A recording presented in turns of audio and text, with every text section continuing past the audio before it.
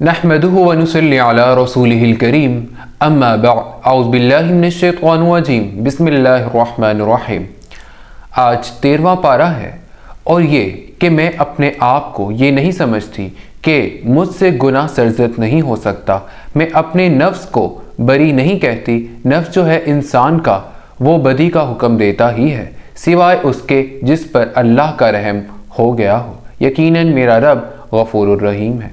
अब वो अल्लाह का ज़िक्र जिस तरह कर रही है, दूसरी राय हज़रत यूसुफ़ अलैहिस्सलाम का कौल कि मैंने ये कौल क्यों चाहा, मैंने यूँ चाहा कि मेरी सफाई हो जाए, खुल जाए। मैं नहीं चाहता किसी की जो है बेइज्जती हो, लेकिन ये ज़रूर मैं चाहता हूँ कि अज़ीज़ मिस्र ये जान ले कि मैंने इसमें कोई ख़यानत नहीं की है, उसके घर में उसकी इज़्ज़त पर कोई बुरी निगाह नहीं डाली है और अल्लाह ख़यानों को राह याब नहीं करता। चाहे इंसान नबी भी हो, लेकिन जो नफ्स है, जैसा कि हुज़ूर सल्लल्लाहु अलैहि वसल्लम ने फरमाया, मैं तुम लोगों को हुक्म देता हूँ अल्लाह का तकवा इख्तियार करो और अपने नफ्स को भी हुक्म देता हूँ। तो हज़रत यूसुफ़ अलैहिस्सलाम का भी ये कौल हो सकता है कि मैं अपने नफ्स को बड़ी नहीं समझता। हो सकता है कि अल्लाह ताला की मेरे ऊपर खसूसी अनायत हो गई हो, ना होती तो मैं किसी गलत हरकत में मुब्तला हो ही जाता। पहली आयत, यकीनन तो नफ्स जो है हुक्म देने वाला है बदी का सिवाय उसके जिस पर अल्लाह का करम हो गया हो। दूसरी आयत, अब बादशाह ने फैसला किस अंदाज से कहा, ठीक है ले आओ उसको मेरे पास, उसे तो मैं अपना ख़ास मसाहिब बना लूँगा। बादशाहों के मसाहिब जो है वो बेन खसूसी होते थे जो बहुत वक्त तक उनके साथ वक्त गुजारा करते थे और इसके साथ जो है वो करीब रहते हों।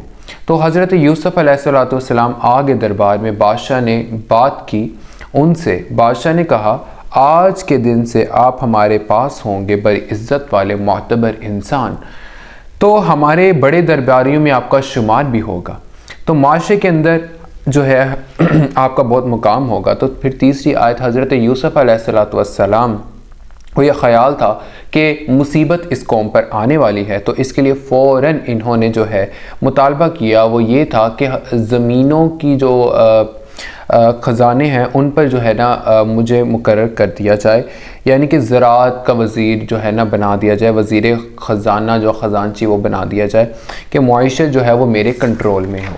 क्योंकि इसलिए कि इस मुल्क के ऊपर जो अब हालात आने वाले हैं वो बेहद जो है वो नाजुक हैं। इसके लिए अगर सही बंदोबस्त ना किया गया तो आने वाले जो है इस मुल्क और इसके आसपास बेहद ख़तरनाक सूरत हाल पैदा हो गई।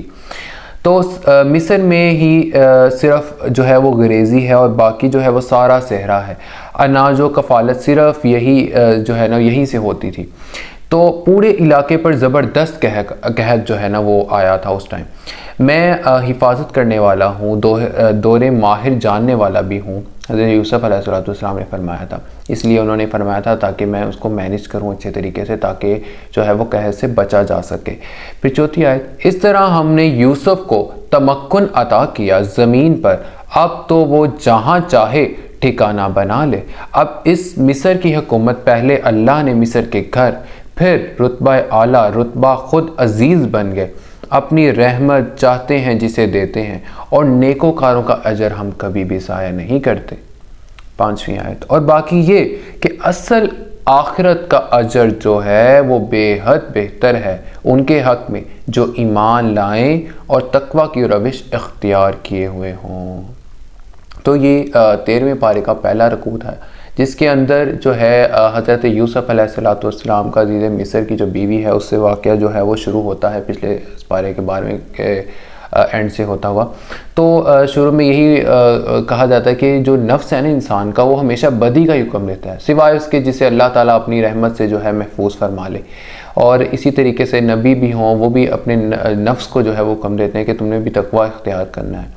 फिर आगे जो है वो अज़ीज़ मिस्र जो है वो किसी तरीके से उनका मामला बनता है और वो जेल में हज़रत यूसुफ़ अलैहिस्सलाम को डाल दिया जाता है। वो काफ़ी अरसे तक वहाँ रहते हैं, خوابوں کی تعبیر جو ہے بڑی بہتر طریقے سے جو ہے نا وہ بتاتے ہیں۔ تو اسی طریقے سے بادشاہ کو جو ہے وہ خواب آیا تھا، تو انہوں نے کہا تھا کہ اس کا جو ہے نا صحیح تعبیر مجھے چاہیے۔ تو یوسف علیہ السلام کے بارے میں کسی نے بتایا، تو کوئی گئے، تو پھر اس کے بعد سارا واقعہ ہوا اور حضرت یوسف علیہ السلام کو جیل سے نکالا گیا، اور پھر انہیں جو ہے ایک درباریوں میں اور بڑے جو ہے وہ بندہ جو ہے ان کے اندر شامل کیا گیا، بڑے بڑے مصاحب جو ہوتے ہیں بادشاہوں کے، ان کے ساتھ ان کو شامل کیا گیا۔ پھر جیسا کہ خواب میں بادشاہ نے دیکھا تھا کہ یہ ہونے والا ہے، تو اس سے حضرت یوسف علیہ السلام نے جو ہے اس تعبیر کو دیکھتے ہوئے یہ کہا تھا کہ اب مجھے جو ہے آپ وزیر خزانہ بنا دیں، تاکہ میں جو اس قحط جو آنے والا ہے اس پر قابو پا سکوں۔ تو پھر اس لیے انہوں نے انتظامات کرنا شروع کیے، اور باقی جو ہے وہ ہر طریقے سے بعد میں پھر ان کے جو ہے بھائی بھی آئے، ان کے والد صاحب کو بھی پتہ چلا اور سارا کچھ۔ تو اسی طریقے سے سارا جو صورت یوسف جو ہے بڑی ایک خوبصورت صورت ہے قرآن مجید، جس کے اندر ایک ہی واقعہ ذکر ہوا ہے حضرت یوسف علیہ السلام کا، کوئی اس میں روک جوک ادھر ادھر سے نہیں، بلکہ بالکل ایک سیکوینس چلتا آ رہا ہے صورت یوسف کا۔ بڑی خوبصورت صورت ہے، تو اس کو انشاءاللہ آپ ضرور ترجمے تفسیر سے پڑھیے گا، بہت مزہ آئے گا آپ کو۔ تو اسی طریقے سے پھر جو ہے وہ قحط پر قابو پایا گیا۔ پھر اس کے بعد جو ہے وہ اللہ تعالیٰ فرماتے ہیں کہ ہم نے جو ہے یوسف علیہ السلام کو کہاں کنویں سے اٹھایا، اور کہاں پھر ہم نے جو ہے ان کو مصر کا ایک بادشاہ کا بہترین وزیر بنا دیا، کتنی ہم نے جو ہے وہ عزت عطا فرمائی۔